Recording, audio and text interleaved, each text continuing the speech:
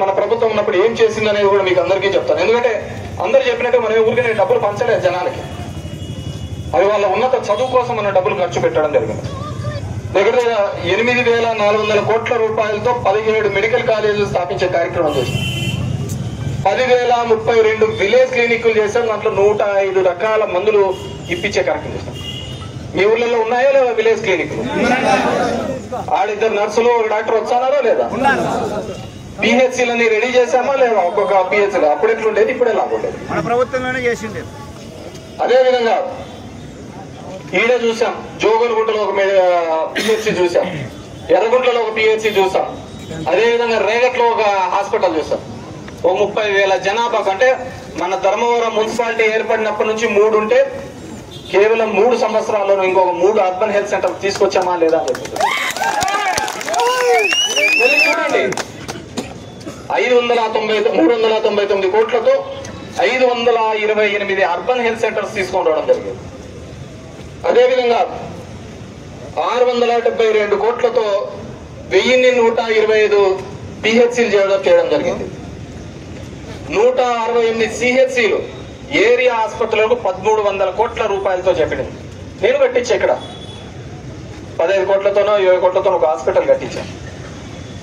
ఎందుకు నేను హాస్పిటల్లో వెళ్ళి చూసేటప్పుడు అక్కడ చూసా మదర్ చైల్డ్ హాస్పిటల్స్ అని. పల్లె బిడ్డలకు ఇబ్బందిగా ఉందని చెప్పేసి ఒక హాస్పిటల్ కట్టాను. నేను కట్టించినారా నన్ను మూసేసినారు. నన్ను మూసేసినారు. అదేదో కిడ్నీ డయాలసిస్ సెంటర్ పెట్టినారు. ఈరోజు చూసినామంటే ఈ హాస్పిటల్స్ లో ఇప్పటికే 20 కోట్ల రూపాయలతో నేనున్నప్పుడే పంపించిన ప్రతిపాదన. ఈ హాస్పిటల్ అయిపోయినాక మొత్తం ఇక్కడ షిఫ్ట్ చేసి దానికి అప్పుడు ఎందుకు కట్టి లేదంటారు. అది కూల్చాలంటే ఇంకో హాస్పిటల్ ఉండాలి కదా, దానికోసం ఇది తీసి అక్కడ కట్టించిన. ఇది మూసేసినారు. దాంట్లో మన పాత్రలో కూడా వాకిలేదు. పేరుకు మంత్రి నియోజకవర్గం, వైద్య శాఖ మంత్రి 3,820 కోట్ల రూపాయలతో పాత వైద్య కళాశాలలన్నీ, అంటే గతంలో ఇచ్చిన 12 వైద్య కళాశాలకు 3,800 కోట్ల రూపాయలతో రెడీ చేద్దాం. మీ అందరికీ తెలియదు, తెలుసుకోవాలా, చెప్పాలా. 3,820 కోట్ల రూపాయలతో చేపించే కార్యక్రమం చేసినారు. ప్రతి మెడికల్ కాలేజీ దగ్గర కూడా ఒక 600 బెడ్డెల హాస్పిటల్ కూడా ఉంటారు. 600 బెడ్డెల హాస్పిటల్ కూడా కట్టించడం జరిగింది. మరి 700 కోట్ల రూపాయలు, 200 కోట్ల రూపాయలు పలాసాలో వైఎస్ఆర్ కిడ్నీ రీసెర్చ్ సెంటర్ పెట్టించినాము 78 కోట్లతో. 272 కోట్ల రూపాయలతో కడపలో 5 cancer mental health institute super speciality బ్లాకులు కట్టించినాం. అదేవిధంగా వైద్య సిబ్బంది కొరత లేకుండా ఎప్పుడైనా సరే ఒక డాక్టర్ గా నేను పేదవాళ్ళకి చేయాలి, గవర్నమెంట్ హాస్పిటల్లో చేయాలి అనుకుంటే వాకింగ్ చేయించి డైరెక్ట్ గా చేయించాం. 1 కాదు 2 కాదు 54,000 ఉద్యోగాలు కేవలం ఈ మెడికల్ రంగంలోనే ఇప్పించినామంటే అర్థం చేసుకోండి. నా దగ్గరికి చాలా మంది వచ్చిండ అడిగినారు, మా పాప నర్సు సార్ మీరు చెప్తే అవుతుంది అని చెప్పి. ఏడైనా ఒక్క రికమెండేషన్ జరిగిందే?